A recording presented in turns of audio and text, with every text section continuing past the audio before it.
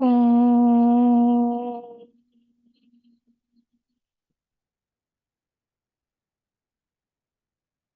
ॐ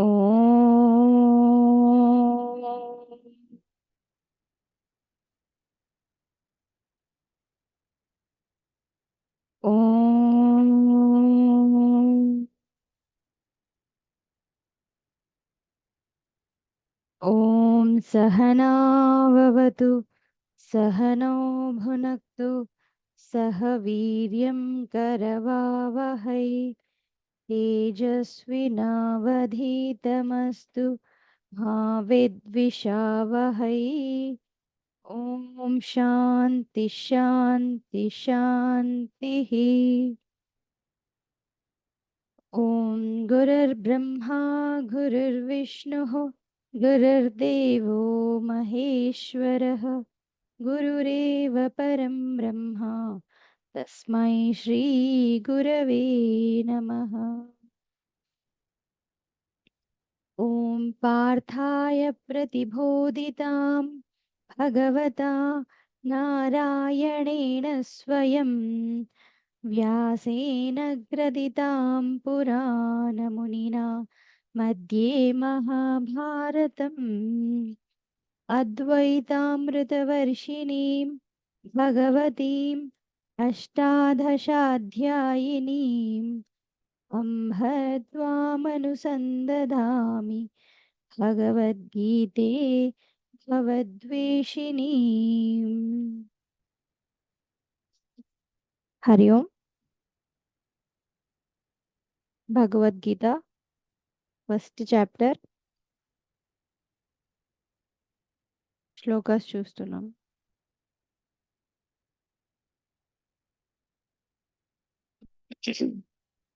నిన్న 18 వరకేమో అయినట్టున్నాయి కదా, ఒకసారి రివిజన్ చేద్దాం 12th నుంచి. నేను ఒకసారి అంటాను, మీరు ట్యూన్ క్యాచ్ చేయండి. తస్య సంజనయన్ హర్షం కురువృద్ధః పితామహః సింహనాదం వినద్యోచ్చైః శంఖం దద్మౌ ప్రతాపవాన్. ఓకే, వింధ్య గారు తస్య సంజనయన్ అన్మ్యూట్ చేసుకోండి.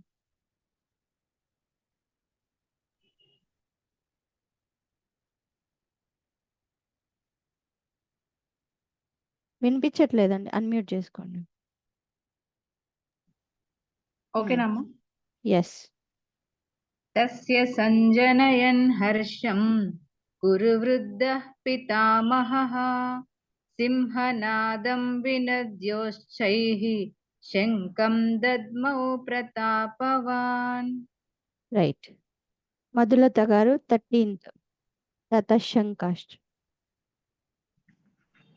ततः शङ्काश्च भैर्यश्च पनवानकगोमुखाः सहसैवाभ्यहन्यन्त రైట్ सशब्दस्तु मुलोऽभवत्.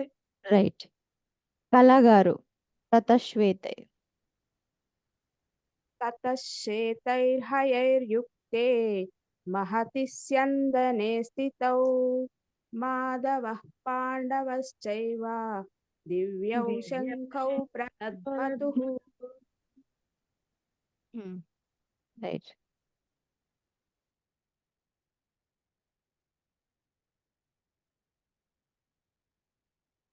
సంగీత పాంచజన్యం. हरि ओम्. पाञ्चजन्यं हृषीकेशः देवदत्तं धनञ्जयः पौण्ड्रं दद्मौ महाशङ्खं भीमकर्मा वृकोदरः. రైట్. సుమ గారు అనంత విజయం.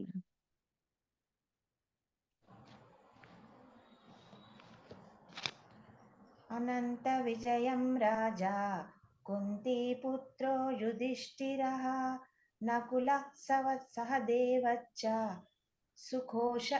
सुघोषमणिपुष्पकौ. రైట్.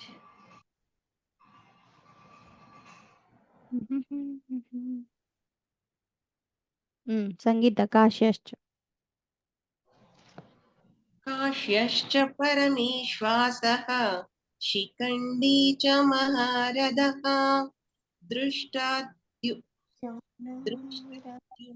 विराटश्च सात्यकिश्च पराजितः మధులత గారు ద్రుపదో ద్రౌపదేయ. ద్రుపదో ద్రౌపదేయాచ్చ సర్వశః పృథివీపతే సౌభద్రచ్చ మహాబాహు శంఖాన్ దద్మున్ పృథక్ పృథక్. రైట్. వింధ్య గారు అదే చెప్పండి, ద్రుపదో ద్రౌపదేయ. ద్రుపదో ద్రౌపదేయాశ్చ సర్వశః పృథివీపతే సౌభ్రద్యశ్చ మహాబాహుః శంఖాన్ దద్ముం పృథక్ పృథక్. రైట్.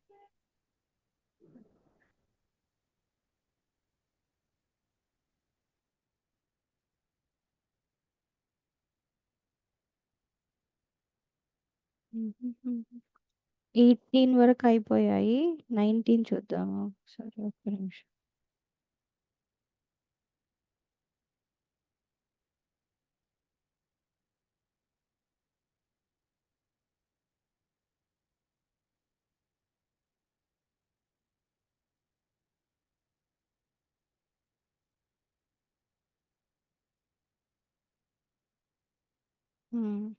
నైన్టీన్త్ కదా, ఓకే 19th.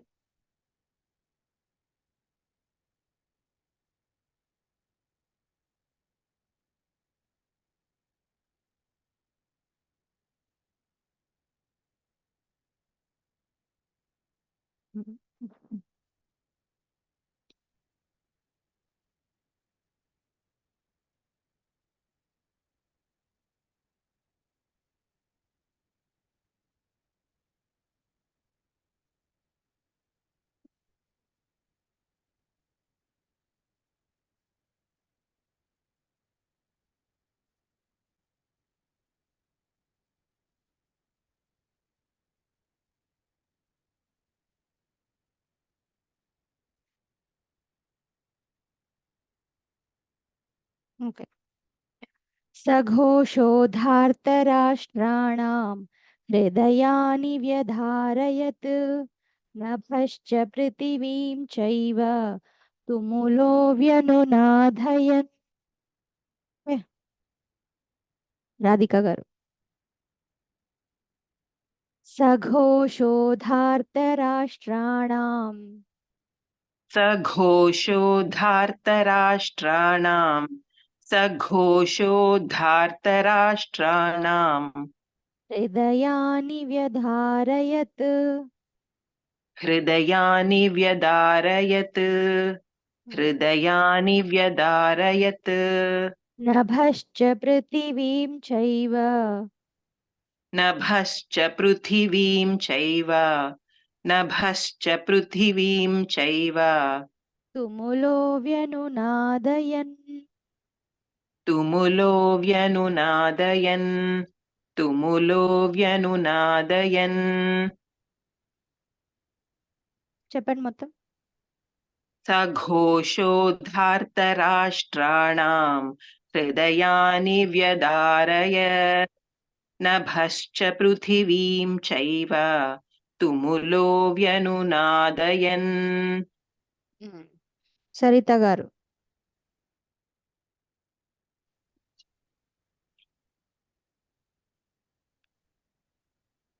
సఘోషో. सघोषोधार्तराष्ट्राणां हृदयानि व्यदारयत् नभश्च पृथिवीं चैव तुमुलो व्यनुनादयन्. శృతి గారు. सघोषोधार्तराष्ट्राणां हृदयानि व्यदारयत् नभश्च पृथिवीं चैव तुमुलो व्यनुनादयन्. రైట్. మధులత గారు. सघोषोदात्रराष्ट्राणां हृदयानि व्यधारयत् नभश्च पृथिवीं चैव तुमुलो व्यनुनादयन्. వింధ్య గారు. सघोषोधार्तराष्ट्राणां हृदयानि व्यदारयत् नभश्च पृथिवीं चैव तुमुलो व्यनुनादयन्. రైట్. 20. అథ వ్యవస్థితాన్ దృష్ట్వా ఆర్తరాష్ట్రాన్ కపిధ్వజః ప్రవృత్తే శస్త్రసంపాతే ధనురుద్యమ్య పాండవః. రాధిక గారు. అథ వ్యవస్థితాన్ దృష్ట్వా अथ व्यवस्थितान् दृष्ट्वा अथ व्यवस्थितान् दृष्ट्वा धार्तराष्ट्रान् कपिध्वजः धार्तराष्ट्रान् कपिध्वजः धार्तराष्ट्रान् कपिध्वजः प्रवृद्धे शस्त्रसम्पाते प्रवृत्ते शस्त्रसम्पाते प्रवृत्ते शस्त्रसम्पाते धनुरुद्यम्य पाण्डवः धनुरुद्यम्य पाण्डवः धनुरुद्यम्य पाण्डवः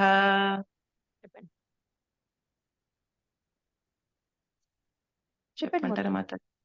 అథ అథ అథ వ్యవస్థితాన్ దృష్ట్వా ధార్తరాష్ట్రాన్ కపిధ్వజః ప్రవృత్తే శస్త్రసంపాతే ధనురుద్యమ్య పాండవః. సంగీత.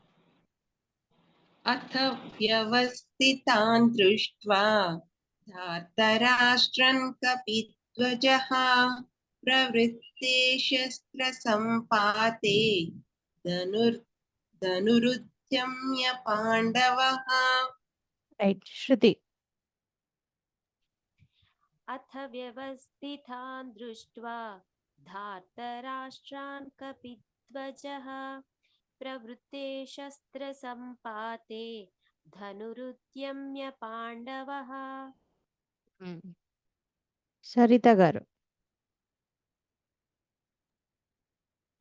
अथ व्यवस्थितान् दृष्ट्वा धार्तराष्ट्रान् कपिध्वजः प्रवृत्ते शस्त्रसम्पाते धनुरुद्यम्य पाण्डवः. రైట్. నళిని గారు.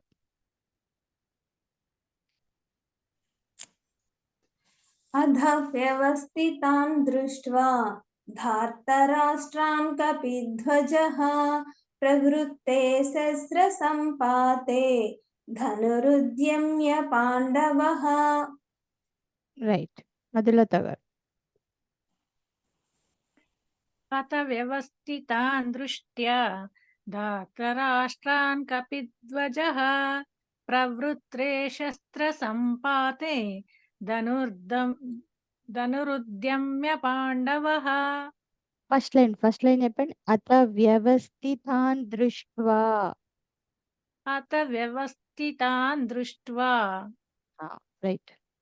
వింధ్య గారు. अथ व्यवस्थितान् दृष्ट्वा धार्तराष्ट्रान् कपिध्वजः प्रवृत्ते शस्त्रसम्पाते धनुरुद्यम्य पाण्डवः. రైట్. నెక్స్ట్ శ్లోకం చూద్దాం.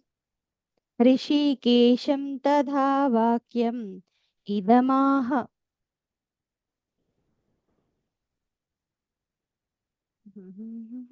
ఒక నిమిషం.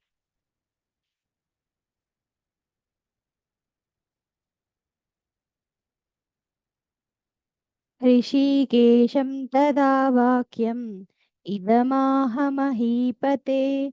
अर्जुन उवाच सेनयोरुभयोर्मध्ये रथं स्थापयमेच्युत.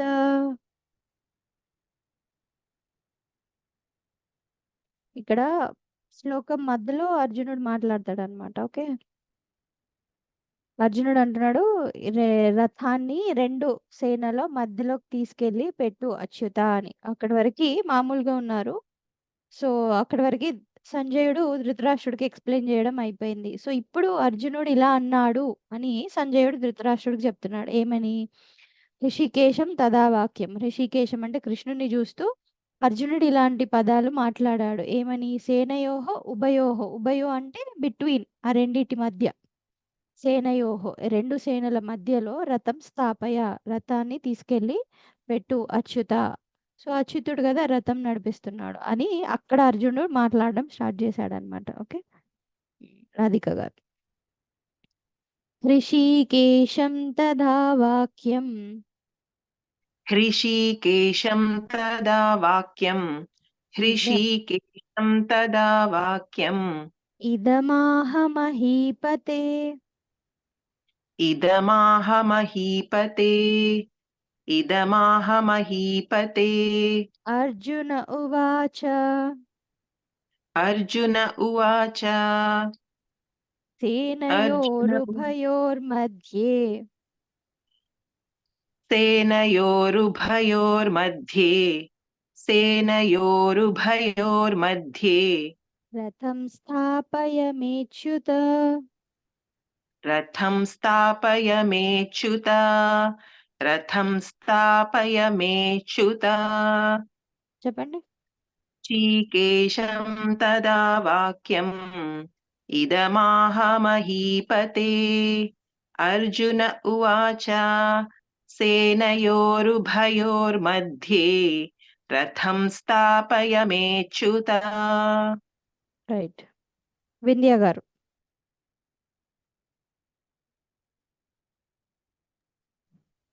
అథ వ్యవస్థితాన్ ఋషికేశం తదా వాక్యం ఇదమాహ మహీపతే. అర్జున ఉవాచ. సేనయోరుభయోర్मध्ये రథం స్థాపయమేచ్యుత. రథం ఒకసారి చెప్పండి, లాస్ట్ లైన్. రథం. సేనయోరుభయోర్मध्ये రథం స్థాపయమేచ్యుత. ధ ధ ధ థ రెండు పదాల డిఫరెన్స్. యా, కళ గారు. ఋషికేశం తదా వాక్యం ఇదమాహ మహీపతే. అర్జున ఉవాచ. సేనయోరుభయోర్मध्ये రథం స్థాపయమేచ్యుత. మధులత గారు. ఋషికేశం తదా వాక్యం ఇదమాహే మహీపతే. అర్జున ఉవాచ. సేనయోరుభయోర్मध्ये రథం స్థాపయమేచ్యుత. శృతి. ऋषिकेशं तदा वाक्यम् इदमाह महीपते. अर्जुन उवाच. सेनयोरुभयोर्मध्ये रथं स्थापयमेच्युत. సరిత గారు. హృషీకేశం తదా వాక్యం ఇదమాహ మహీపతే. అర్జున ఉవాచ. సేనయోరుభయోర్मध्ये రథం స్థాపయమేచ్యుత. నిత్యశ్రీ. ఋషికేశం తదా వాక్యం ఇదం మహీపతే. అర్జున ఉవాచ. సేనయోర్భయోర్मध्ये.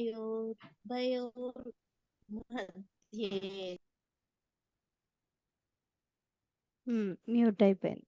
ఓకే ఓకే, ఇంకెవరైనా చెప్తారా? శాలిని గారు చెప్పండి. ఋషికేశం తదా వాక్యం ఇదమాహ మహీపతే. అర్జున ఉవాచ. సేనయోరుభయోర్मध्ये రథం స్థాపయమేచ్యుత. రైట్, మా నాగలక్ష్మి గారా? ఐఫోన్.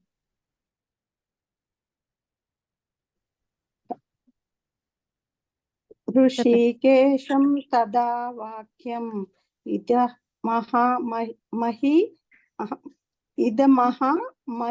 మహీపతే అర్జున్ ఉవాచ సేనయోర్భయోర్मध्ये రథం స్థాపయ యోచ్యత్ రథం స్థాపయమేచ్యుత అచ్యుత రథం రథం స్థాపయమేచ్యుత మోచ్యుత మే రథం స్థాపయమేచ్యుత.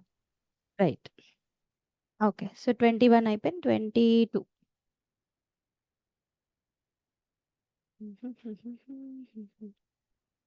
యావదేతాన్నిరీక్షేహం యోద్ధుకామానవస్థితాన్ కైర్మయా సహ యోద్ధవ్యం అస్మిన్ రణసముద్యమే.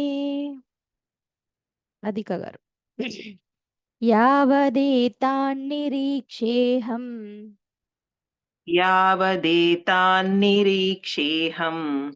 యావదేతాన్నిరీక్షేహం యోద్ధుకామానవస్థితాన్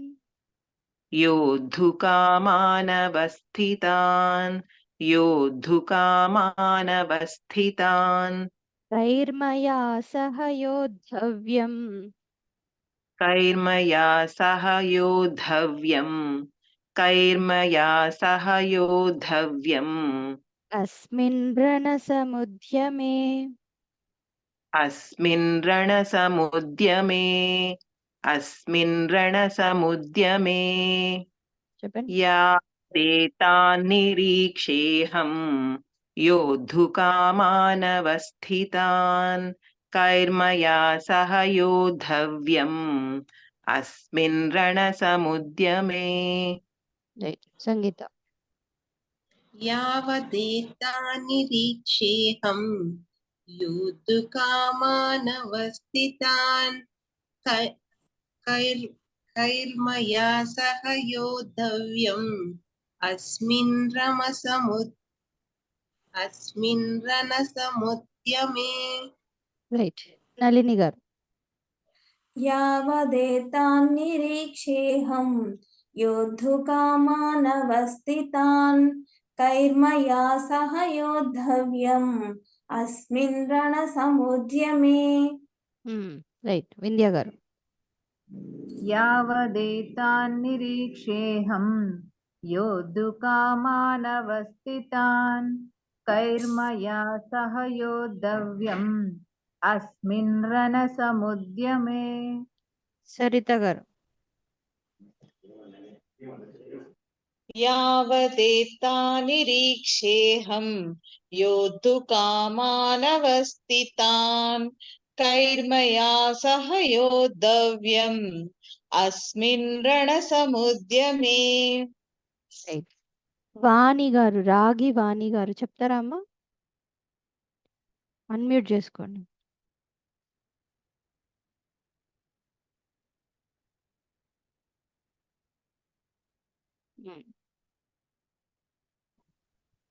యా, చెప్పండి. నమస్తే అండి. హరి ఓం. హరి ఓం.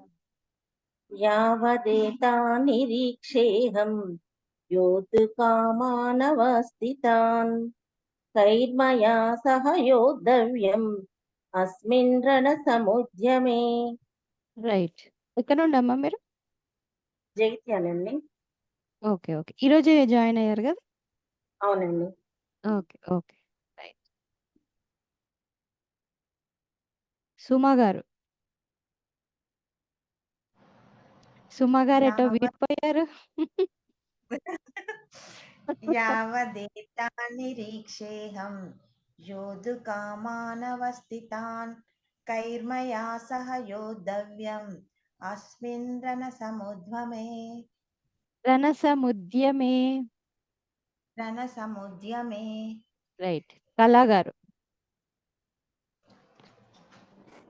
యావదేతాన్నిరీక్షేహం యోద్ధుకామానవస్థితాన్ కైర్మయా సహ యోద్ధవ్యం అస్మిన్ రణసముద్యమే. రైట్. 23 చూద్దాం. योत्स्यमानानवेक्षेऽहं य एतेऽत्र समागताः धार्तराष्ट्रस्य दुर्बुद्धेः యుద్ధే ప్రియచికీర్షవః. దీంట్లో మూడింటికి కింద 3 లైన్లకి లాస్ట్ కి విసర్గ ఉంది. సమాగతాః దుర్బుద్ధేః ప్రియచికీర్షవః. రాధిక గారు. యోత్స్యమానానవేక్షేహం योत्स्यमानानवेक्षेऽहम् योत्स्यमानानवेक्षेऽहम् య ఏతేత్ర సమాగతాః य य एतेऽत्र समागताः य एतेऽत्र समागताः. చెప్పడం య ఏతేత్ర అని అంటాము. బట్ మనకి అకారంకి కొంచెం మనసులో స్పేస్ ఇవ్వాలి. సగం పలకాలి. య ఏతేత్ర సమాగతాః य एतेऽत्र समागताः य एतेऽत्र समागताः धार्तराष्ट्रस्य दुर्बुद्धेः धार्तराष्ट्रस्य दुर्बुद्धेः धार्तराष्ट्रस्य दुर्बुद्धेः युद्धे प्रियचिकीर्षवः युद्धे प्रियचिकीर्षवः युद्धे प्रियचिकीर्षवः योत्स्यमानानवेक्षेऽहं य एतेतः समागताः धार्तराष्ट्रस्य दुर्बुद्धेः युद्धे प्रियचिकीर्षवः. రైట్. సరిత గారు. योत्स्यमानानवेक्षेऽहं य एतेऽत्र समागताः धार्तराष्ट्रस्य दुर्बुद्धेः युद्धे प्रियचिकीर्षवः. నళిని గారు. योत्स्यमानानवेक्षेऽहं य एतेऽत्र समागताः धार्तराष्ट्रस्य दुर्बुद्धेः युद्धे प्रियचिकीर्षवः. నీలిమ గారు. योत्स्यमानानवेक्षेऽहं य एतेऽत्र समागताः धार्तराष्ट्रस्य दुर्बुद्धेः युद्धे प्रियचिकीर्षवः. వింధ్య గారు. योत्स्यमानानवेक्षेऽहं य एतेऽत्र समागताः धार्तराष्ट्रस्य दुर्बुद्धेः युद्धे प्रियचिकीर्षवः. సంగీత. योत्स्यमानानवेक्षेऽहं य एतेऽत्र समागताः సమాగతాః దీర్ఘం. य एतेऽत्र समागताः धार्तराष्ट्रस्य दुर्बुद्धे युद्धे प्रियचिकीर्षवः.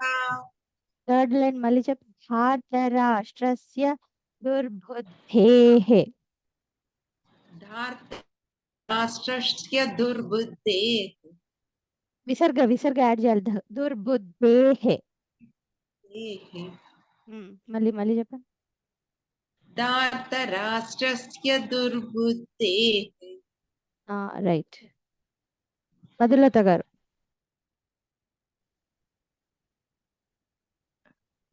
योत्समानासवेक्षेऽहं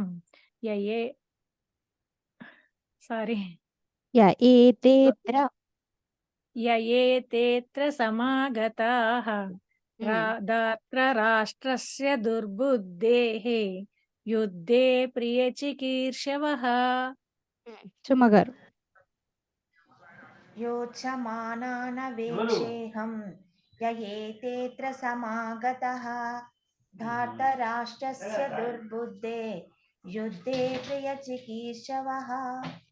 ఓకే.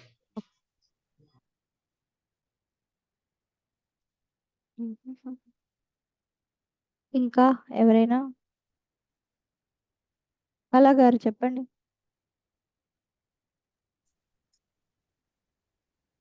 योत्स्यमानानवेक्षेऽहं य एतेऽत्र समागताः धार्तराष्ट्रस्य दुर्बुद्धेः युद्धे प्रियचिकीर्षवः. రైట్. శాలిని గారు.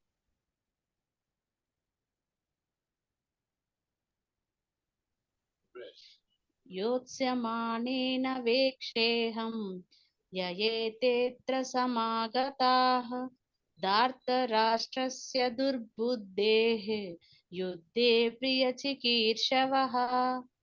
రైట్.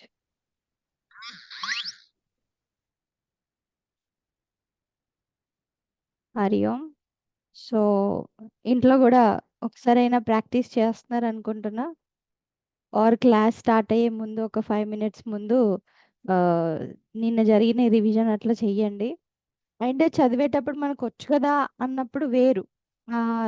కొత్తగా మనం నేర్చుకోలేము. ఎంత చదివొచ్చినా కూడా పదాలని మీ దగ్గర ఒకవేళ మన భగవద్గీత ఉంటే చదివేటప్పుడు పదఛేదంతో ఉంటుంది కదా, పదఛేదంతో చూస్తూ చదివితే ఇంకా బెటర్. సో అందుకే భగవద్గీతలు తెప్పిస్తున్నాను. ఎవరైనా కావాలంటే నాకు చెప్పండి.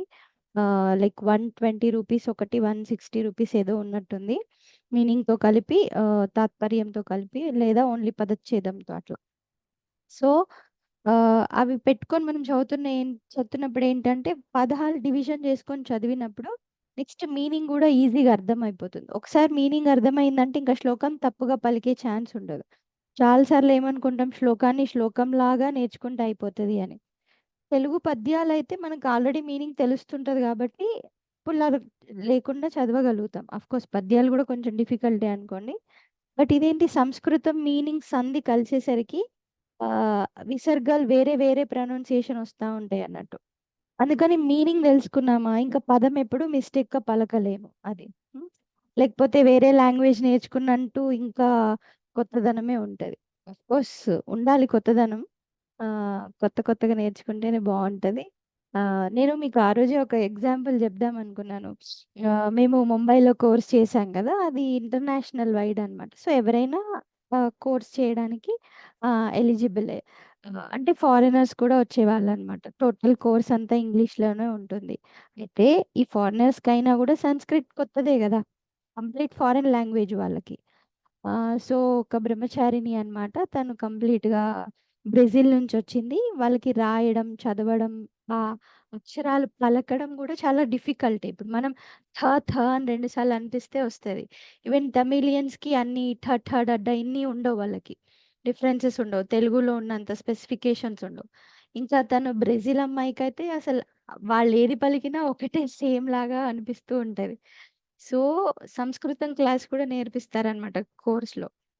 అలాగా తను సంస్కృతం రాయడం దగ్గర నుంచి రాయడం, చదవడం, పలకడం, ఎవ్రీడే మాట్లాడడం ఆ నుంచి నేర్చుకొని కోర్స్ అంతా కంప్లీట్ చేసింది. అంటే ఏదో చల్తా హే అట్లా కాదు, ప్రాపర్గా అర్థం చేసుకుంటూనే. ఇప్పుడు మనకు భగవద్గీత, రామాయణం, మహాభారతం ఏవి చదవాలన్నా, ఏవి అర్థం కావాలన్నా మినిమం బేసిక్స్ మనకు కూడా కొంచెం సంస్కృతం వచ్చి ఉండాలన్నట్టు. లేకపోతే కొందరు ఏం చేస్తారంటే ఈ మోడర్న్ టెక్నాలజీలో వాళ్ళ సంస్కృత మీనింగ్ని ఎక్కడికో కలిపేసి కొత్త మీనింగ్ సృష్టించి ఇక్కడ రాముడు ఇదే చెప్పాడు అని అంటాడు. అసలు ఒరిజినల్గా రాముడు ఏం చెప్పారు, అక్కడ కాన్వర్జేషన్ ఏం జరిగింది అనేది రామాయణం చదువుతూ సంస్కృతం చదువుతూ ఉన్న వాళ్ళకి మాత్రమే అర్థమవుతుంది. అట్లా తను కంప్లీట్ ఫారిన్ లాంగ్వేజ్ అని తనే కాదు, చాలా మంది ఫారిన్ లాంగ్వేజెస్ వాళ్ళు ఇండియాకి వచ్చి బేసిక్స్ ఆ నుంచి నేర్చుకొని, పలకడం నేర్చుకొని, భగవద్గీత శ్లోకాస్ నేర్చుకున్న వాళ్ళు ఉంటారు. సో మనకి తెలుగు స్పష్టంగా వచ్చు కాబట్టి సంస్కృతం పెద్ద డిఫికల్ట్ కాదు. ఒక్క 2-3 క్లాసులు ఆర్ ఆఫ్టర్ శివరాత్రి అయిన తర్వాత మనం కూడా కొన్ని సంస్కృతం రూల్స్ చూద్దాము. ఓకే, నేను మీకు అర్థమయ్యే విధంగా ప్లాన్ చేస్తూ ఉన్నాను. సో అదొక 2-3 క్లాసులు తీసుకుందాం, అప్పుడు మీకు ఇంకా ఈజీ అవుతూ ఉంటాయి. Okay, right. సో 23 వరకు అయినాయి. ఇంకా ఏమైనా ఉంటే మళ్ళీ ఒకసారి రివిజన్ చేయండి. ఓకే, హరి ఓం. ఓం శాంతి శాంతి శాంతి. హరి ఓం. శ్రీ గురుభ్యో నమః. హరి ఓం.